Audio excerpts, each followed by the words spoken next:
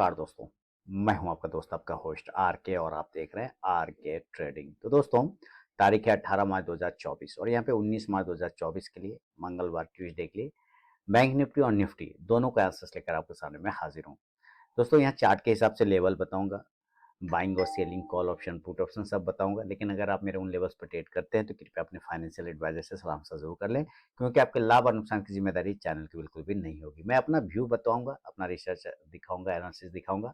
आपको ट्रेड करना हो तो कृपया आप अपने रिस्क पर ट्रेड करिए, ठीक है। तो चलिए शुरुआत करते हैं और सबसे पहले बैंक निफ्टी की तरफ मैं बढ़ता हूँ। तो देखिए, बैंक निफ्टी आज आपको बैंक निफ्टी ने दोनों साइड के मूव दिया होगा और जबरदस्त मूव दिया होगा। एक क्षण में वो पूरा माइनस हो जाता है और एक ही क्षण में वो 200 100 पॉइंट पॉजिटिव हो जाता है ना, इस तरह के मूवमेंट दिखा रहा है। जो 15 तारीख का हाई है वो है 46,800। आज का जो हाई देखते हैं वो 46,740 है।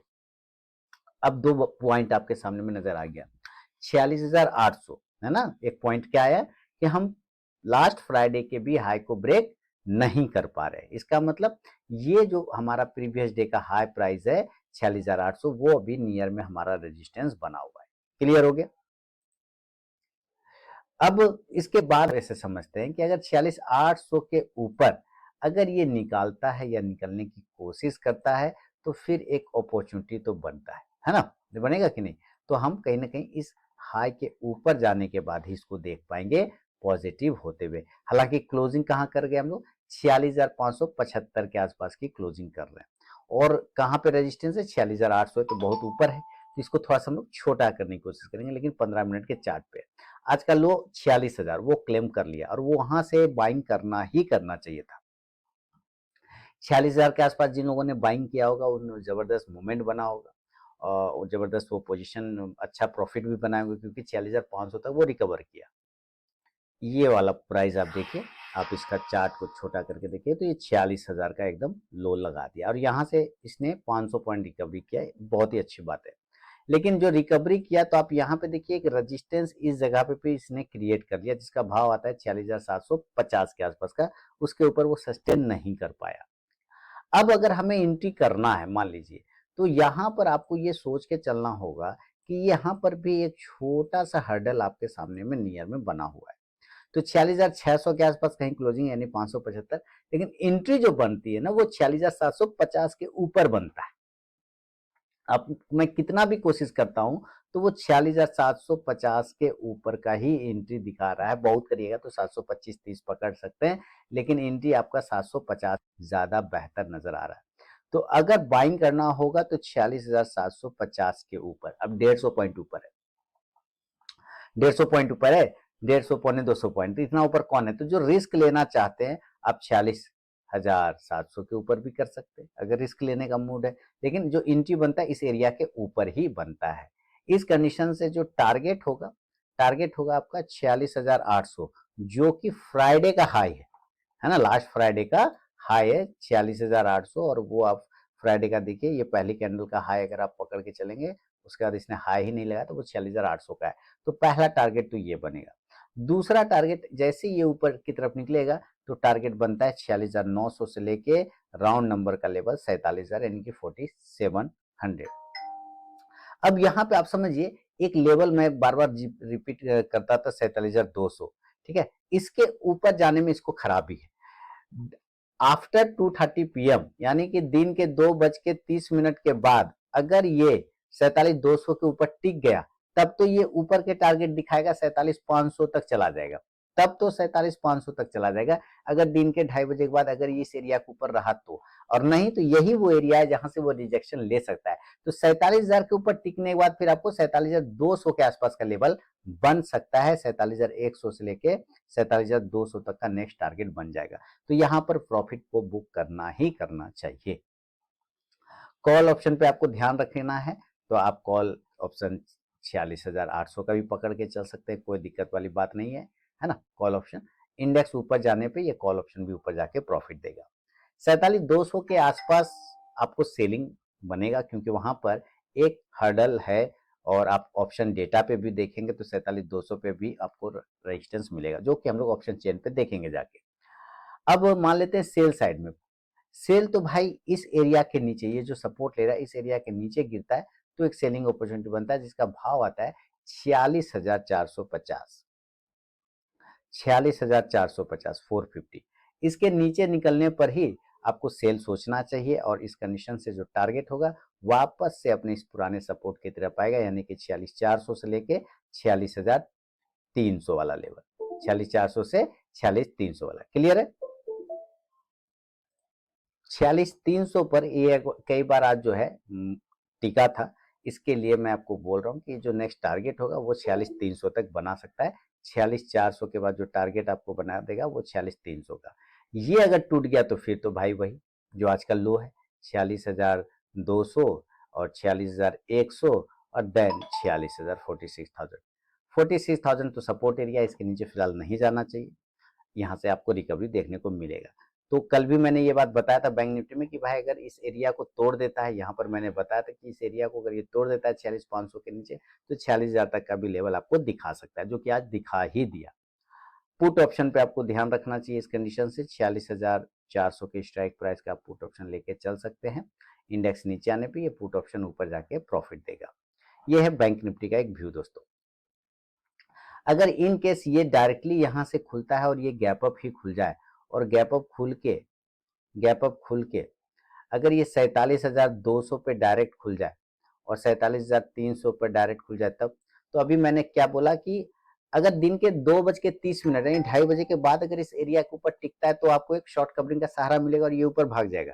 लेकिन ये पहले ही अगर इस एरिया पे मॉर्निंग में खुल गया तो यहाँ पर से एक रेजिस्टेंस का एरिया बन जाएगा, जो कि पहले भी रेजिस्टेंस बना हुआ है। चार्ट पे आपने कई बार देखा, मल्टीपल टाइम देखा है कि 47,200 और 300 पर ये गिर जाता है, कई बार गिर जाता है ना, इस एरिया के नीचे आता है तो विध्वंस हो जाता है। ये तो आपने देखा। तो 47,200 और 250, 300 ये सब एरिया के पास अगर ये गैप अप खुलता है तो प्रॉपर फिर सेल का व्यू ही बनाना चाहिए। और इस कंडीशन से टारगेट फिर आपका 47,000 का एक टारगेट मैं यहाँ पे पकड़ के चलूंगा। 47,000 वो जब यहाँ पर खुलेगा ना गैप अप, यहाँ इस एरिया पर अगर ये खुलता है तो ये धीरे धीरे नीचे आके आपको 47,000 का एक टारगेट यहाँ पे मिलेगा और इसको तोड़ने के बाद फिर 46,800 के एरिया को क्लेम करेगा। देन 46,800 फिर सपोर्ट का काम करेगा और ये यहाँ से रिटर्न कर सकता है, ये संभावना बनेगा। पुट ऑप्शन पे आपको नजर रखना चाहिए। पुट ऑप्शन जो है 47,200 के स्ट्राइक प्राइस का पुट ऑप्शन, इंडेक्स नीचे आने पे ये पुट ऑप्शन ऊपर जाके प्रॉफिट देगा। और अगर ये गैप अप ना होके इन केस अगर ये गैप डाउन हो गया, नीचे खुल गया, तो चलिए उसको भी जरा देख लेते हैं कि अगर ये गैप डाउन हो गया यानी कि ये नीचे खुलता है मान लेते हैं, और नीचे कहाँ, अगर 46,000 पे डायरेक्टली खुल जाए जो कि आज का सपोर्ट एरिया है, तब तो यहाँ से एक बाइंग आएगा, जो कि आज भी यहाँ से आया बाइंग, है ना। लेकिन ये ध्यान रखना है कि दिन के 2:30 के बाद अगर ये 46,000 के नीचे टिक जाता है तो 45,500 तक का भी लेवल देखने को बनेगा दिन के 2:30 के बाद। लेकिन उसके पहले ये यहाँ पर से सपोर्ट लेके बाउंस कर सकता है। तो डायरेक्टली अगर ये इस एरिया पे खुलता है तो ये एक बाउंस बनता है, या 46,100 पे भी खुले तो एक बाउंस के चांस यहाँ से बनेंगे इस एरिया पर। और टारगेट इस कंडीशन तो हम यहाँ से बाय साइड में देखेंगे, और टारगेट इस कंडीशन से जो है 46,200 से लेके 46,500 तक का टारगेट बनेगा। देन जब गैप डाउन होगा ना तो 46,500 फिर इसका रजिस्टेंस बन जाएगा। 46,500 वाला एरिया जो वो रजिस्टेंस कहलाएगा, फिर उसको ब्रेक नहीं कर पाएगा, मुश्किल हो जाएगा इसको। कॉल ऑप्शन पे आपको ध्यान रखना चाहिए इस कंडीशन से, और 46,100 के स्ट्राइक प्राइस का आप कॉल ऑप्शन लेके चल सकते हैं। इंडेक्स ऊपर जाने पे ये कॉल ऑप्शन ऊपर जाके प्रॉफिट देगा। तो ये बैंक निफ्टी का एक व्यू है दोस्तों। लेकिन अभी हम लोग ऑप्शन डेटा पे चल के समझेंगे। तो चलिए यहाँ जरा ऑप्शन चेन देख लेते हैं, और ऑप्शन चेन पर सबसे पहले हम सपोर्ट ढूंढेंगे, और सपोर्ट जाहिर सी बात है नीचे के भाव पे मिलेगा। तो आप यहाँ पे देखिए पुट साइड, पुट मतलब सपोर्ट हो गया और कॉल मतलब रेजिस्टेंस हो गया। तो 46,000 जो आज का लोएस्ट प्राइस है वो देखते हैं, तो यहाँ लगभग 18.5 लाख हमारा पुट राइटर है, कॉल राइटर मात्र 3 लाख है। इस वजह से यहाँ से एक तेज बाउंस देखने को मिला। लेकिन क्या 46,100 पे भी स्थिति अच्छी है, तो ये देखते हैं। यहाँ लगभग 6 लाख हमारा पुट राइटर, कॉल राइटर 80,000, तो स्थिति यहाँ पे भी अच्छी है, यानी कि 46,000 46,100 हमारा सपोर्ट एरिया बनता है। हालांकि 46,200 पे भी आप सपोर्ट ले सकते हैं, लेकिन यहाँ पर लेने के बाद आपने देखा कि किस तरह से एक स्पाइक मारा और डायरेक्ट 46,000 चला आया था। तो इसके वजह से ये तीनों ही एरिया बाय ऑन डीप और क्वांटिटी एड वाला एरिया बन जाता है। अब ऊपर रेजिस्टेंस की तरफ में देखते हैं, तो कहाँ नहीं ब्रेक हो पा रहा है। तो सबसे पहले तो आप देखिए 47,200 की बात करते हैं, यहाँ पे हमारा पुट कॉल राइटर जो है 12 लाख के आसपास में है ना। और अगर इधर मैं पुट राइटर दिखाऊं तो पुट राइटर मात्र 1.25 लाख है। तो 10 गुना कॉल राइटर हमारा बैठा हुआ उस एरिया पर 47,200 पे, जो को ब्रेक नहीं हो रहा। अगर दिन के 2:30 बजे के बाद अगर इस एरिया के ऊपर रहता है तो ये सारे कॉल राइटर जो है शॉर्ट कवरिंग करेंगे और तब ये मार्केट ऊपर लेके भाग जाएगा। अब ये 47,100 की बात करते हैं।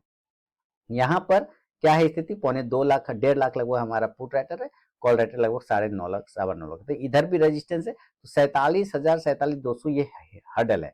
साइकोलॉजिकल लेवल 47,000, तो यहाँ पे भी ज्यादा होगा। 10 लाख हमारा पुट राइटर है, कॉल राइटर लगभग 30 लाख के आसपास में, तो वहां पे भी रेजिस्टेंस एरिया बनता है। तो बेसिकली 47,000 से लेके 47,200 आपका रेजिस्टेंस बनता है। और नीचे की तरफ में अगर हम देखते हैं यहाँ से, तो 46,000 और 46,200 तक हमारा सपोर्ट बनता है। तो टोटल 1000 पॉइंट का रेंज बनता है बैंक निफ्टी का। अब ये आपको समझ में आ गया होगा कि कहां से आपको बाइंग करना चाहिए और कहां पर से आपको सेलिंग के लिए देखना चाहिए। अब चलिए जरा हम लोग निफ्टी का हाल चाल ले लेते हैं कि निफ्टी में क्या चल रहा है। सबसे पहले इसको डेली के चार्ट पर कन्वर्ट करेंगे और आपके सामने में डेली का चार्ट आ रहा है। आगे जिस तरह की ये चार्ट बना रहा है, जिस तरह का, ये 3-4 दिन का लो एक बराबर है। 13 मार्च का लो है 21,900, 14 मार्च का है 21,917, 15 मार्च का है 21,930 और आज 18 मार्च का 21,916। तो आपके पास में एक नंबर आ गया, बेसिकली क्या नंबर आ गया कि 21,900। और 2 दिन का अगर आप हाई देखते हैं तो 22,130 के आसपास में लगाया है, 22,125, 22,120, और इस ग्रीन कैंडल का देखते हैं तो 22,200। तो आपके पास में एक ऊपर भी लेवल आ गया 22,200 और नीचे एक लेवल आ गया 21,900। तो आपके दिमाग में ये चीज आ गया कि भाई अगर हमको सेल करना होगा तो हम कहाँ सेल करेंगे, हम तो सेल करेंगे 21,900 के नीचे ना।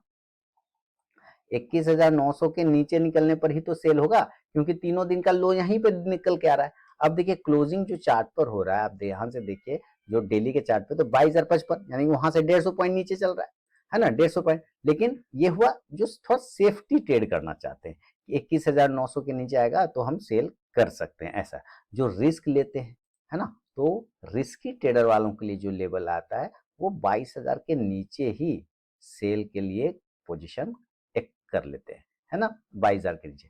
अब 22,000 के नीचे आएगा तो आपको एक 21,950 से लेके 21,900 तक के टारगेट बनेंगे। एक राउंड नंबर तोड़ने के बाद थोड़ा आपको प्रॉफिट बन सकता है। लेकिन अगर 21,900 टूट गया जो कि 3 दिन का सपोर्ट एरिया है, तो सोचिए कितनी बड़ी गिरावट फिर आ सकती है। देन इसके नीचे फिर टारगेट आपको 21,850 से लेके 21,800, और आपको ये पता है कि 21,800 अभी फिलहाल चार्ट पर एक अच्छा सपोर्ट दिख रहा है। तो हो सकता है 21,800 को एक बार ये क्लेम कर ले और देन यहां से ये बाउंस हो जाए। क्या हो जाए, बाउंस हो जाए।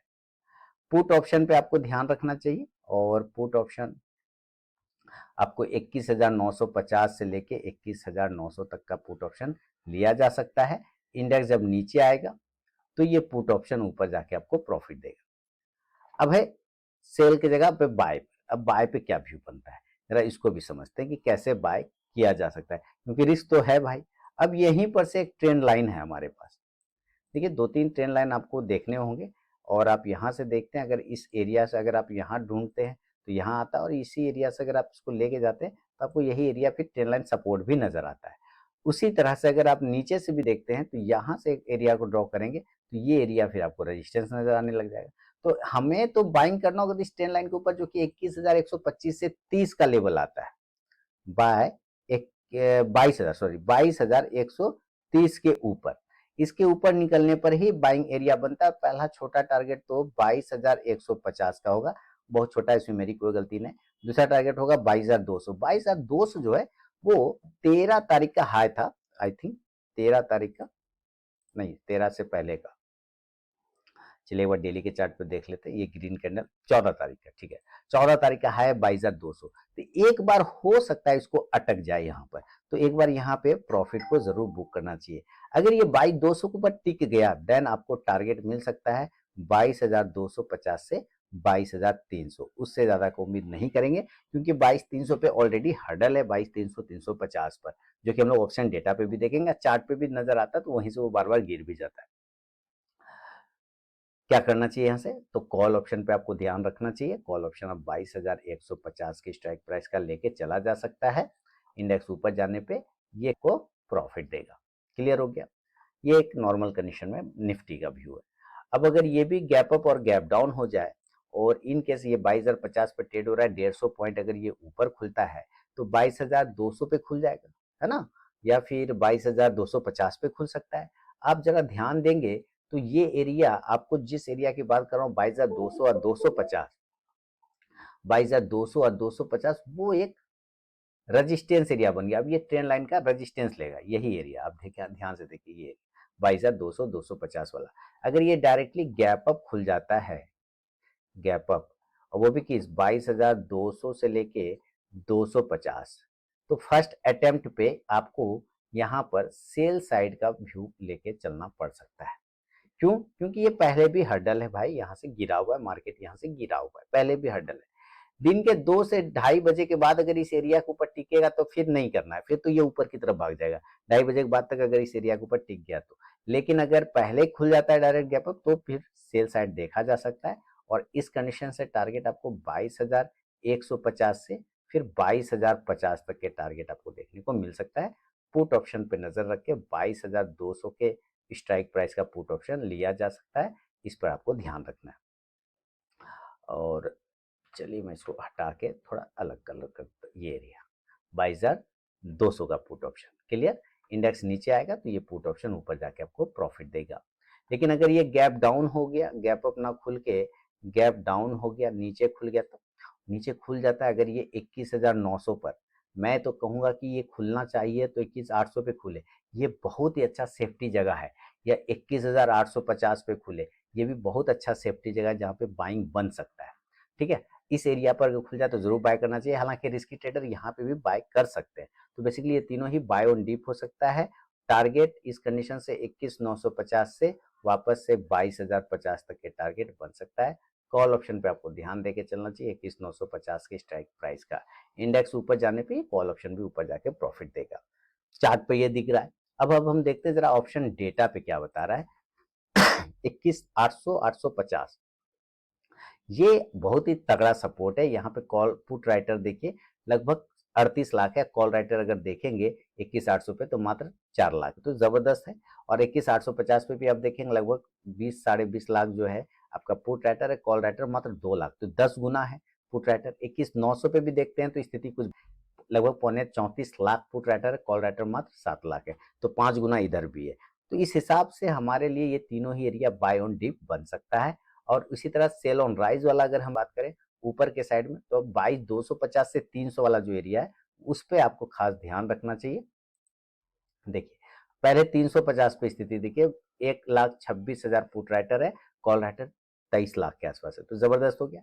22,300 पे देखते हैं लगभग 6.25 lakh put writer, call writer लगभग 43 लाख है, तो ये एरिया बहुत ही रेजिस्टेंस है। 250 पे देखिए लगभग 2,30,000 पुट राइटर है, कॉल राइटर की बात करें तो लगभग 27 लाख है, 10 गुना ज्यादा है। तो 250 और 200 भी हड्डल है। 53 लाख पुट कॉल राइटर है हमारा 22,250 पर, 22,200 पे, है ना। और इस पे देखते हैं तो मात्र 13 लाख के आसपास में, तो स्थिति तो यहाँ भी खराब है। 200 से ही इसको हडल शुरू हो जाता है। इसीलिए मैंने कहा 200 250 पर अगर खुलता है तो सेल करना चाहिए। दिन के 2:30 बजे के बाद अगर 250 से 300 के ऊपर टिक जाता है तो फिर नहीं करना है सेल, फिर ये ऊपर की तरफ भाग सकता है। तो ये था दोस्तों बैंक निफ्टी और निफ्टी पे मेरा विश्लेषण। पसंद आया तो जरूर कमेंट करें और मिलता हूं मैं आपसे नेक्स्ट वीडियो में। तब तक के लिए बहुत बहुत धन्यवाद।